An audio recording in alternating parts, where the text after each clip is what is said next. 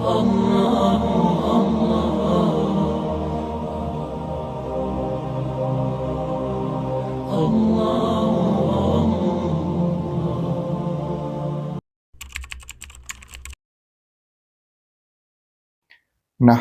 व नुसल्ली अला रसूलिहिल करीम अम्मा बाद फ़ाऊज़ु बिल्लाहि मिनश शैतानिर रजीम बिस्मिल्लाहिर रहमानिर रहीम।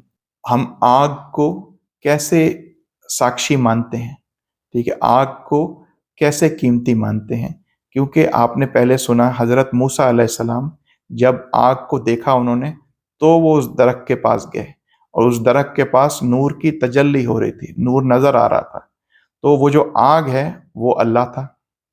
आग जो है अल्लाह नहीं था, अल्लाह के अनवार थे, अल्लाह की रोशनियाँ थी। क्योंकि अल्लाह जब अपना तजल्ली दिखाएगा तो वो रोशनी अल्लाह के इतना पावर है, इतना ताकत है अल्लाह के वजूद में कि उसके जो इंसान जब अल्लाह के बनाए हुए सूरज को नहीं देख सकता, जब इंसान अल्लाह के बनाए हुए सूरज को नहीं देख सकता 2-4 मिनट से ज़्यादा, तो फिर अल्लाह को इंसान में ये काबिलियत ही नहीं है कि वो अल्लाह को देख सके। लेकिन अल्लाह ताला अपने हर चीज़ के बावजूद, अल्लाह ताला बहुत छुपा हुआ है, लेकिन फिर भी हर चीज़ में ज़ाहिर है। और अल्लाह ताला इतना ज़ाहिर है कि वो सब कुछ छुप गया है हम इंसानों की नज़र से। क्योंकि हम इंसान बहुत कमज़ोर मखलूक हैं, हमको बहुत थोड़ी बात पता है। ठीक है, तो जब वो आग को भगवान, वो आग जिसको ढूंढने हजरत मूसा अलैहिस्सलाम गए और फिर वो भगवान, वहां से आवाज आई भगवान की, तो आवाज जरूर भगवान थी और वो आग भगवान नहीं थी। वो दरख्त जरूर भगवान का है, लेकिन वो भगवान की तरफ से मुबारक उस दरख्त को आप कह सकते हैं, इसलिए कि वहां उसकी तजल्ली हुई, वहां हजरत मूसा अलैहिस्सलाम की अल्लाह ताला से बातचीत होती थी कोहे तूर पे। लेकिन ये इसकी बात नहीं है कि आप उस दरख्त से शादी करो और आप मंगलिक अपना खत्म करो, या आप उस आग के गिर्द चक्कर लगाओ और उसको पवित्र जानो और कीमती जानो, या आप अपने मुर्दों को, जैसे ये जो मुर्दों को जलाया जाता है जो हमारे पास है, कि जो मुर्दों को आप जला दें, ये इस पे है कि जब हज़रत मूसा अलैहिस्सलाम अल्लाह ताला से, भगवान से मुलाकात करने के लिए 40 रातों के लिए गए। 30 रातों के लिए गए थे, फिर 10 रातें और बढ़ा के 40 हो गई। तो 40 रातों के लिए जब चिल्ला काटने गए भगवान के पास, जिसके बाद भगवान ने हज़रत मूसा अलैहिस्सलाम को तौरात दी।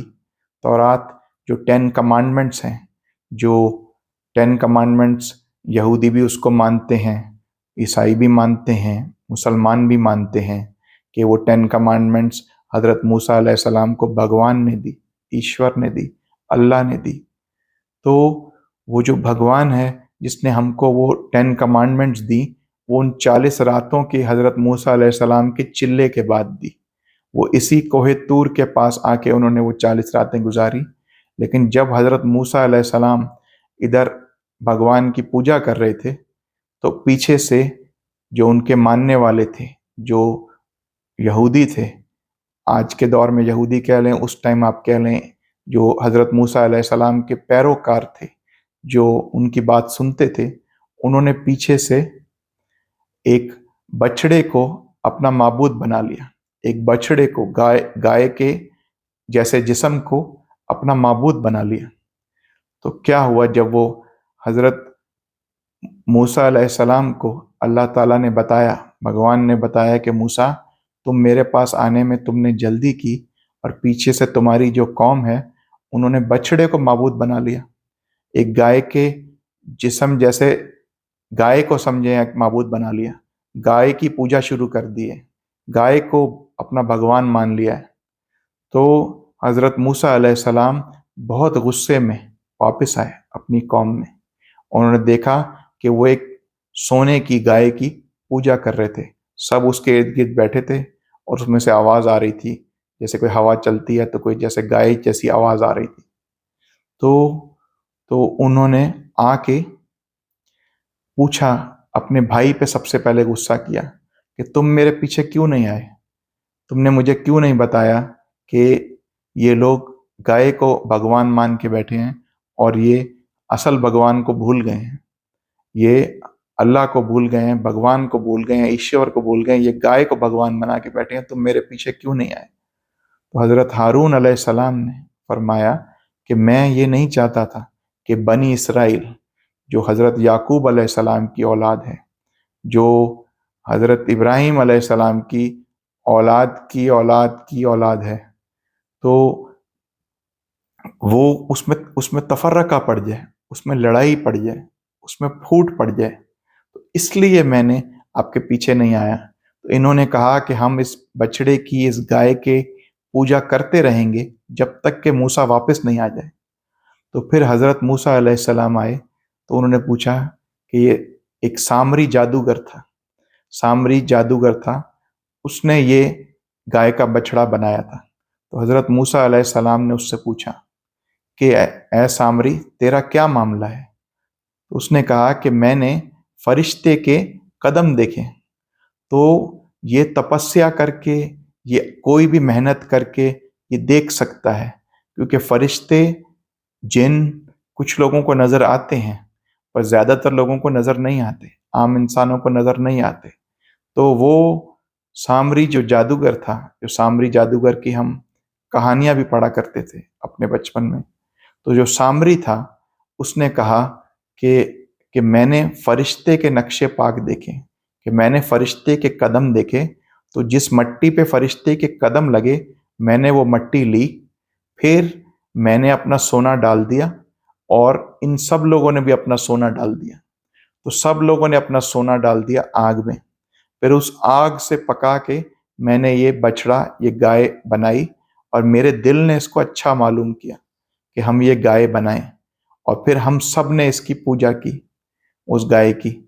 और तो हज़रत मूसा अलैहिस्सलाम ने सामरी को कहा कि तेरे बस यही सज़ा है कि तू सारी उम्र ये कहता रहे मुझे हाथ मत लगाना, कि तू मुझे हाथ मत लग के, कोई मुझे मुझे कोई भी तुम्हारे पास आने लगे तो तुम बोलो मुझे हाथ मत लगाना, ये तुम्हारी सज़ा है। ये सज़ा उसको दी गई।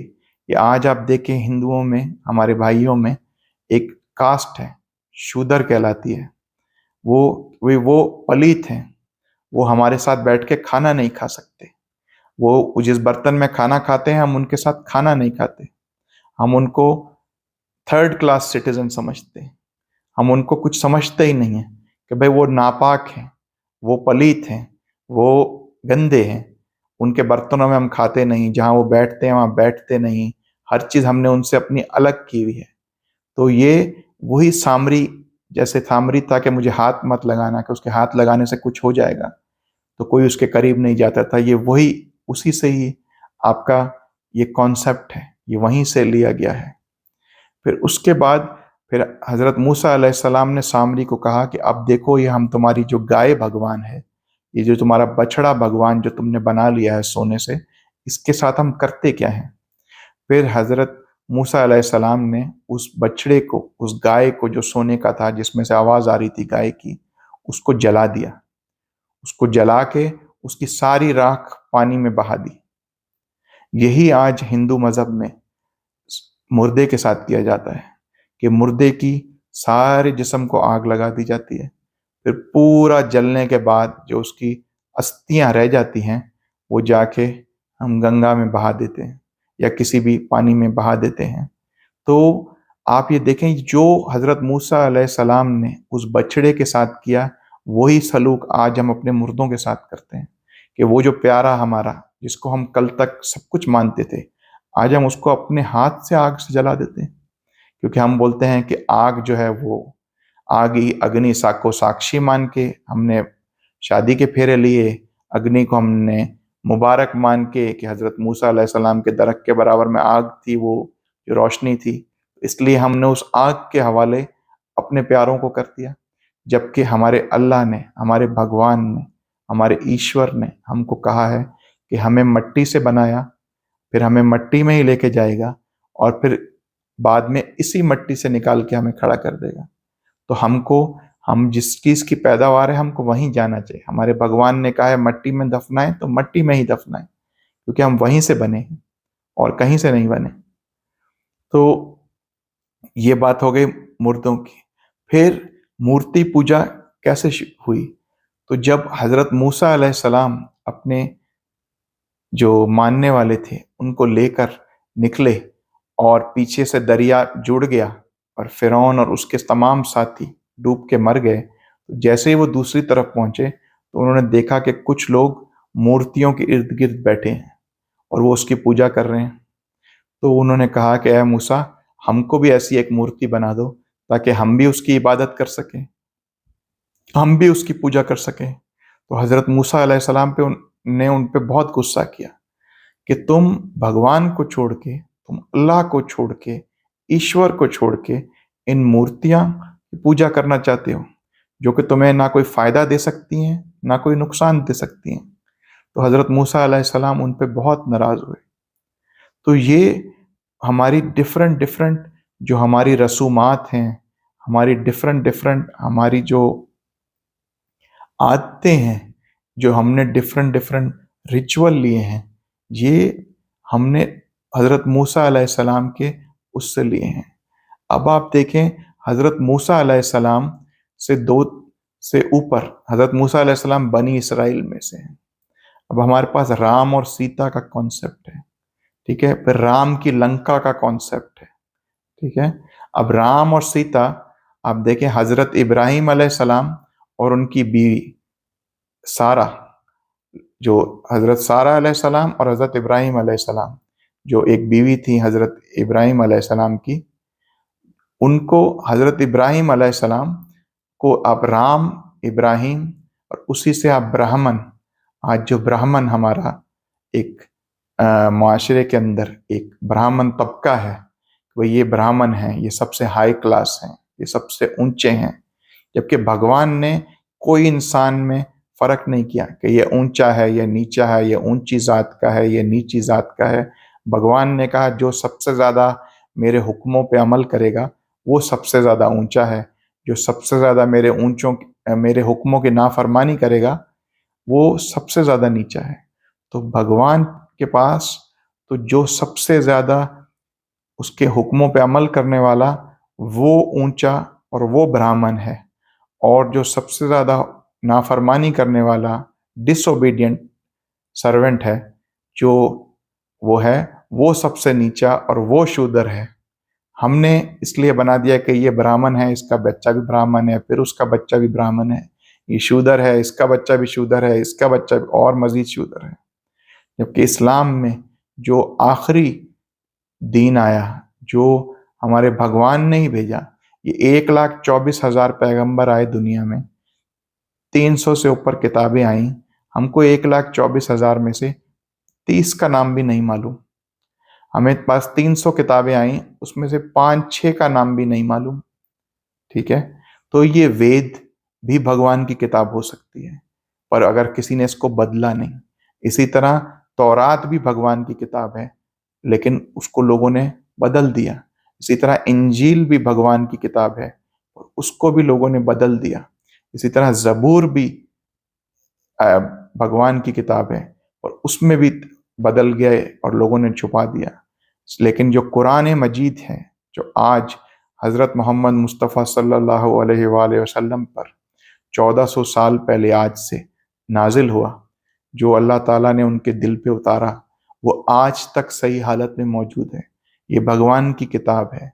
तो भगवान के लिए आप उस कुरान को हर दिन एक आयत, एक जुमला, एक सेंटेंस उसका पढ़ें अरबी में, और उसका ट्रांसलेशन आप हिंदी में, आप पंजाबी, सिंधी, जिस भी ज़बान को आप समझते हैं, आप उसमें उसका ट्रांसलेशन मौजूद है, आप उसका ट्रांसलेशन पढ़ें और आप समझें कि हमारा भगवान हमसे क्या चाहता है। क्या हमारा भगवान हमको नर्क में डालना चाहता है या स्वर्ग में ले जाना चाहता है? क्या शैतान हमें नर्क में डालना चाहता है या स्वर्ग में डालना चाहता है? बिस्मिल्लाहिर्रहमानिर्रहीम।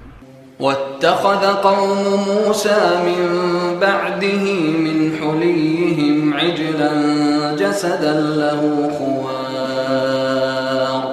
अलम यरौ अन्नहु ला युकल्लिमुहुम يكلمهم ولا يهديهم سبيلا اتخذوه وكانوا ظالمين ولما سقط في أيديهم ورأوا أنهم قد ضلوا قالوا لئن لم يرحمنا ربنا ويغفر لنا لنكونن من الخاسرين ولما رجع موسى إلى قومه غضبان أسفا قال بئس ما خلفتموني من بعدي أعجلتم أمر ربكم وألقى الألواح وأخذ برأس أخيه يجره إليه قال ابن أم إن القوم استضعفوني وكادوا يقتلونني فلا تشمت بي الأعداء ولا تجعلني مع القوم الظالمين قال رب اغفر لي ولأخي وأدخلنا في رحمتك وأنت أرحم الراحمين إن الذين اتخذوا العجل سينالهم غضب من ربهم وذلة في الحياة الدنيا وكذلك نجزي المفترين والذين عملوا السيئات ثم تابوا من بعدها وآمنوا إن ربك من بعدها لغفور رحيم ولما سكت عن موسى الغضب أخذ الألواح وفي نسختها هدى ورحمة للذين هم لربهم